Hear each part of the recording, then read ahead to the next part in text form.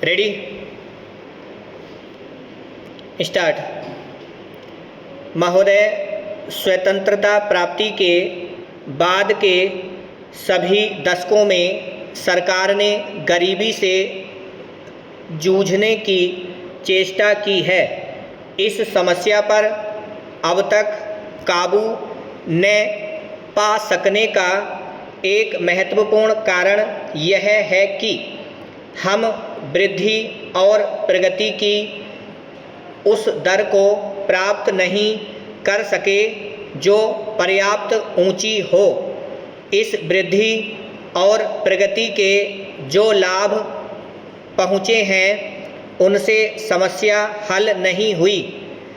इन सुधारों का उद्देश्य यह है कि हमारी वृद्धि की दर की रफ्तार त्वरित हो जाए, परंतु चूंकि वृद्धि के लाभ पहुंचने में काफ़ी समय लगता है, इसलिए मैंने यह फैसला किया कि केवल गांव के स्तर पर अलग से साधनों का एक पार्श्व टीका लगाया जाए ताकि पहले के मुकाबले गांवों के गरीब लोगों के लिए रोजगार पैदा करने तथा उनकी शिक्षा, स्वास्थ्य और अन्य सामाजिक समस्याओं पर कहीं अधिक ध्यान दिया जा सके।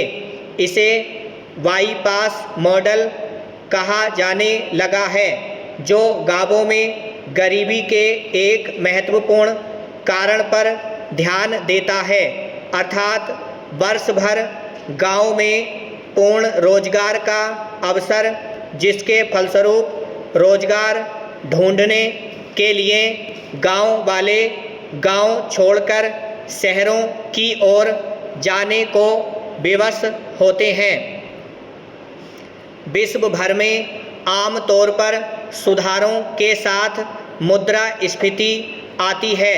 उसकी कठिनाइयों को पूरी तरह मिटाने की बात तो नहीं हो सकती, परंतु उन्हें कम करने के लिए मैंने नए सिरे से मजबूत बनाई गई सार्वजनिक वितरण प्रणाली को लागू किया है, जिसके अंतर्गत गरीब लोगों को अनाज विशेष रियायती दरों पर दिया जाएगा।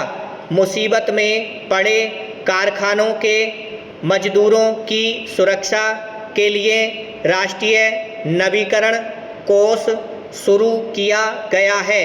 मुद्रास्फीति को न्यूनतम करने का कोई भी प्रयास छोड़ा नहीं गया। मैं यह चर्चा आपको इस बात की जानकारी देने के लिए नहीं कर रहा कि हमने क्या किया है, बल्कि इस बात पर जोर देने के लिए कर रहा हूं कि हमने आँख मूंद कर ये सुधार नहीं किए, बल्कि इस बात पर अच्छी तरह विचार करने के बाद किए हैं कि क्या कठिनाइयाँ सामने आ सकती हैं, और इस दिशा में समझते बूझते हुए प्रयास किए हैं कि उन कठिनाइयों को किस तरह कम किया जा सकता है ताकि इन सुधारों का लाभ समाज के सभी वर्गों तक पहुंच सके। अंततः इन सुधारों की कसौटी यह होगी कि ये लाभ सभी तरफ पहुँचे हैं या नहीं। जब तक इन सुधारों का लाभ व्यापक रूप से न पहुँचे, मैंने जनता के उन वर्गों के हितों के लिए विशेष योजनाएं बनाई हैं जिन तक ये लाभ पहुँचने में समय लगता है। मेरे लिए वृद्धि की दर के आंकड़ों का कोई मतलब नहीं।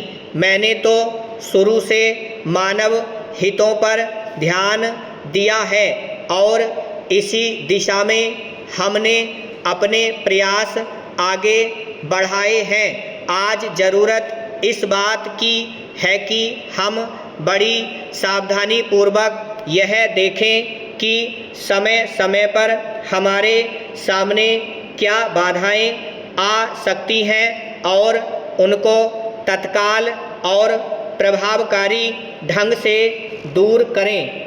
ब्रावो।